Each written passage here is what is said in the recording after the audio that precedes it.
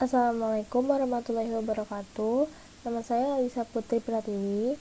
Saat ini saya ingin mempresentasikan materi ekonomi kelas 11, yaitu kerjasama ekonomi antara internasional.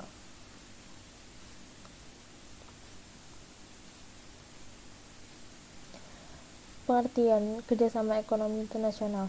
Sebelumnya, kerjasama internasional adalah kerjasama yang dilakukan antara satu negara dengan negara lain atau dengan beberapa negara lain sekaligus, atau lebih dari dua negara.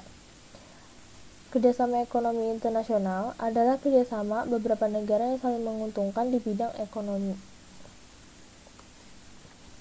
Kerjasama ekonomi internasional bermanfaat untuk kemajuan perekonomian, peningkatan kualitas tenaga kerja, menurunkan harga pokok berproduksi, kemudahan memperoleh bahan baku, membuka lapangan kerja baru, masuknya modal asing, kesempatan menimba ilmu, pengetahuan, dan teknologi dari negara maju, dan dapat mengimpor barang-barang yang mahal diproduksi sendiri, dan memperkuat daya tawar dan posisi Indonesia. Bentuk-bentuk kerjasama ekonomi internasional.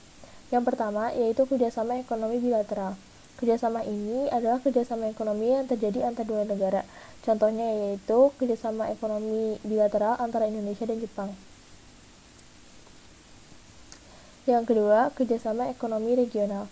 Kerjasama ini merupakan kerjasama ekonomi antara beberapa negara yang terletak dalam suatu kawasan yang tertentu, misalnya ASEAN, AFTA, dan APEC yang terletak di kawasan Asia. Yang ketiga, kerjasama ekonomi multilateral. Kerjasama ini adalah kerjasama antara lebih dari dua negara dan tidak dibatasi oleh wilayah tertentu, misalnya ILO dan IMF. Yang keempat, kerjasama ekonomi antarregional. Kerjasama ekonomi antarregional adalah kerjasama antara dua atau lebih lembaga-lembaga ekonomi regional, misalnya ASEAN yang merupakan lembaga ekonomi regional Asia, dan Uni Eropa yang merupakan lembaga ekonomi regional Eropa. Yang kelima, kerjasama ekonomi berdasarkan tujuan dan lapangan usaha.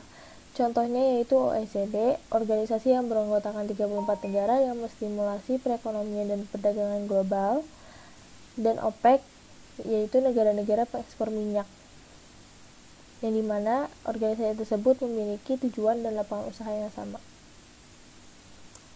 Lalu ada contoh lembaga-lembaga ekonomi internasional.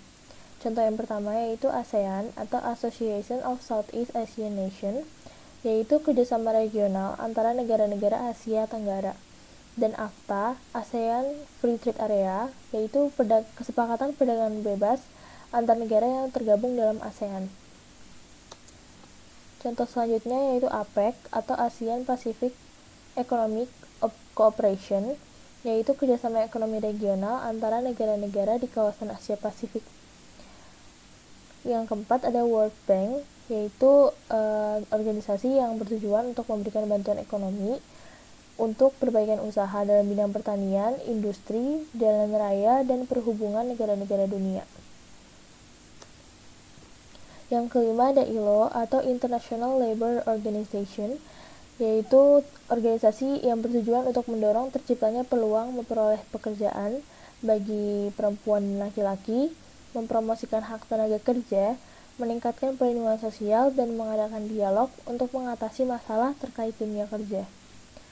Yang keenam ada OPEC atau Organization of Petroleum Exporting Countries, yaitu organisasi dari negara-negara pengekspor minyak, yaitu Arab Saudi, Kuwait, Irak, dan Iran. Yang kedelapan ada IMF atau International Monetary Fund. Organisasi bertujuan untuk memberikan kredit kepada negara anggota yang membutuhkan, memajukan kerjasama internasional bidang moneter, dan mengembangkan perdagangan internasional.